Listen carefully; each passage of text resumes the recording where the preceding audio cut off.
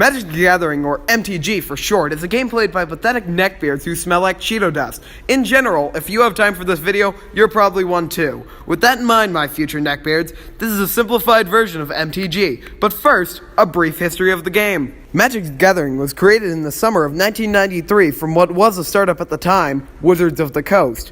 When Magic the Gathering was first created, the people down at R&D really didn't know what they were doing, as Mark Rosewater, head of R&D, mentions in his lecture, 20 years, 20 lessons learned. What ended up happening is, because none of them had ever made a game before, some of the strongest cards ever printed came from this very first set. The 9 most fundamentally broken cards, known as the Power 9, go figure, came from this set. The strongest of which being the infamous Black Lotus. That was their first mistake. The other big problem came when they grossly underestimated the pointless devotion of neckbeards. You see, when they first came up with the idea for the game, they thought each person would only buy a single deck that they would use for everything. I have around 15. I'm considered new to this game. Moving on to gameplay, we'll start with card anatomy. In the top left corner of the card, you'll see the name of the card. You're allowed to have up to 4 cards with the same name in a deck. In the top right-hand corner of the card, you'll see the mana cost. I'll go over how to get mana later, but for now, you just need to know that there are 5 colors: red, blue, green, white, and black. There's also colorless. Colorless is not a color. A number in a casting cost can be paid with any color. A color symbol in the casting cost has to be paid with that color. If you add up all of the symbols up, that is the converted mana cost of the card. For example, Erratic Cyclops would have a converted mana of 4. If you look in the middle left of the card, you'll see the card type as well as any subtypes and supertypes. If the card is legendary, you are only allowed 1 legendary of the same name on the battlefield at any time. In the middle right of the card, you will see the set symbol. This is how you tell when a card was released. There are 4 colors of set symbol: black, silver, gold, and red in that order. Black being the least rare and red being the most rare. If you move down, you'll see the card text. This will tell you about any special abilities a card might have. If you see something like this, that means you can tap or turn sideways this card to activate a special ability. If you see something like this, that means it will add 1 mana to your mana pool. It does not mean go search your library for a land card and put it on the battlefield. Your mana pool is imaginary. Next, we'll go into specific card types, starting with creatures. Creatures are probably the hardest card type to understand, so we're gonna start with them. Each creature has 2 numbers on the bottom right-hand corner. Power on the left, toughness on the right. Each creature deals damage equal to its power, but being dragged through a portal to fight in a multi-dimensional war is very disorienting for your little creature. Creatures are affected by something called summoning sickness. That means that your creatures can't attack or use tap abilities the same turn you played them. When a creature attacks, it attacks the opponent directly or a planeswalker that they control. Then the opponent decides which of their creatures they will use as meat shields to protect themselves. Damage happens at the same time, and any creature whose life points were reduced to 0 go to the graveyard.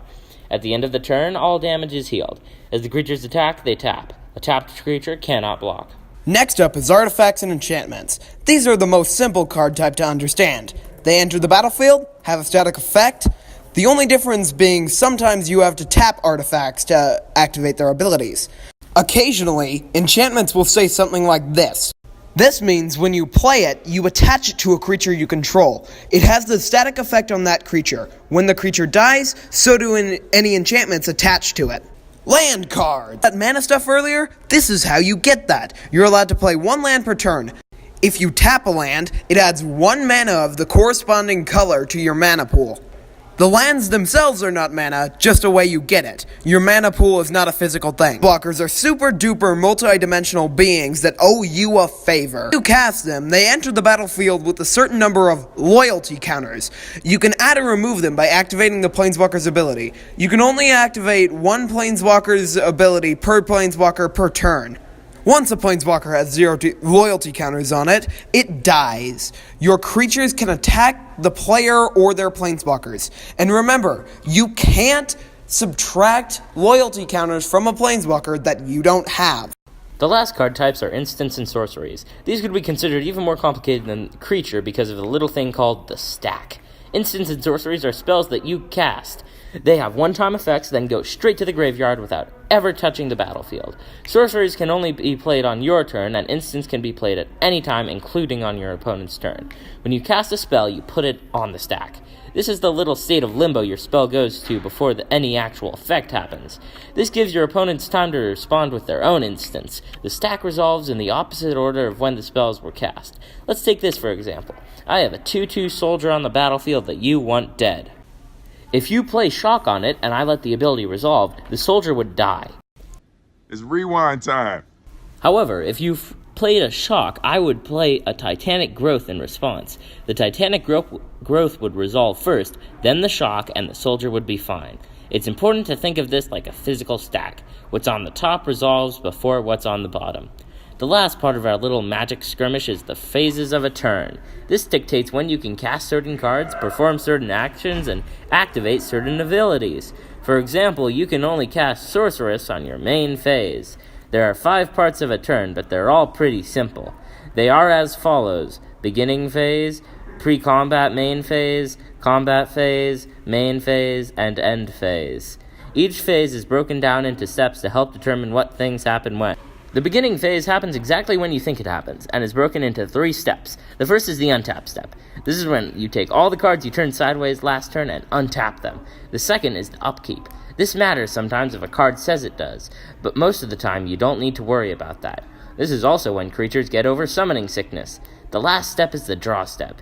This does exactly what you think it does. You draw a card. Moving on. The next phase is your pre-combat main phase. That sounds really complicated, but it just means it's the part of your turn where you'll be actually playing cards. This is the part where you can summon creatures, build artifacts, play lands, cast sorceries, etc. If you want to play a card, this is when you do it. Combat phase. This phase, like the beginning phase, is broken down into steps. 5 steps. Beginning of combat is just like an upkeep for combat. Sometimes things happen, usually not. Next is declare attackers. This is when you decide which of your adorable little abominations you're going to send to murder the opposition. Declare all creatures you're attacking with and what they're attacking at the same time. Remember, you're attacking the opponent, not their creatures. Following that is the declare blockers. This is when your opponent decides which of their creatures is best suited to protect them as a meat shield or a planeswalker they control. Like attacking, blockers are declared at the same time. The next step is the combat damage step. This is when everything kills everything and damage actually goes through. A giant Hulkin worm, and your opponent has 23 squirrels. It's combat on your turn, and you decide to attack with the aforementioned giant Hulkin worm. First, let's say your opponent decides not to block it. Great! Your worm goes through, and we move to the combat damage step. Since your worm has 7 power, your opponent loses 7 points and goes down to 13. Silly opponent, that 7 damage was easily preventable. Let's rewind. You swing with the worm, except that this time your opponent isn't a total moron and decides that they want to block it, so they throw a particularly terrified squirrel in the way. For some reason, your worm just can't get past that squirrel. So when the combat damage step comes around, your worm deals 7 damage to the squirrel, and the squirrel deals 1 damage to your worm. This happens at the same time. Your ruination worm goes down to 5 toughness, and your opponent's squirrel goes down to -6. When a creature has 0 toughness or less, it explodes and goes to the graveyard. Your sacrifice will not be forgotten, squirrel friend. On your opponent's turn, they want vengeance, and they decide they're going to attack you with all the squirrels. Oh no! Your only creature is tapped, and in another 3 seconds, you're going to learn that tapped creatures can't block. You're helpless. Squirrels overrun you, and you take 22 damage, sending you down to -2 life. Some say the game will end in fire, some say in ice, but this is how the game ends. Not with a bang, but with a whisker. Or maybe not. Let's rewind again. Let's rewind again. Let's rewind again. Suppose you have this enchantment out on the field when you send your worm to devour your opponent's face. Well, now your opponent knows that they won't be able to attack you with all those squirrels next turn. Drat! But they want to take this opportunity to get rid of that pesky worm. Here's what they do. Instead of sending just 1 squirrel to absorb the damage, they send an army. 10 squirrels! Your worm doesn't know what to do. It's never been bitten by this many squirrels at once before. The combat damage step rolls around. It does its best, but it only has 7 power to divide up among 10 squirrels. It chomps and thrashes, dealing 7 total damage, 1 damage to each squirrel until it just can't anymore. But the squirrels fight back. Each squirrel deals 1 damage to your worm for a whopping 10 total damage. The next step is the end of combat step. Combat ends. After the combat step is the main phase. Remember the pre-combat main phase thing from earlier where you got to play all the cards?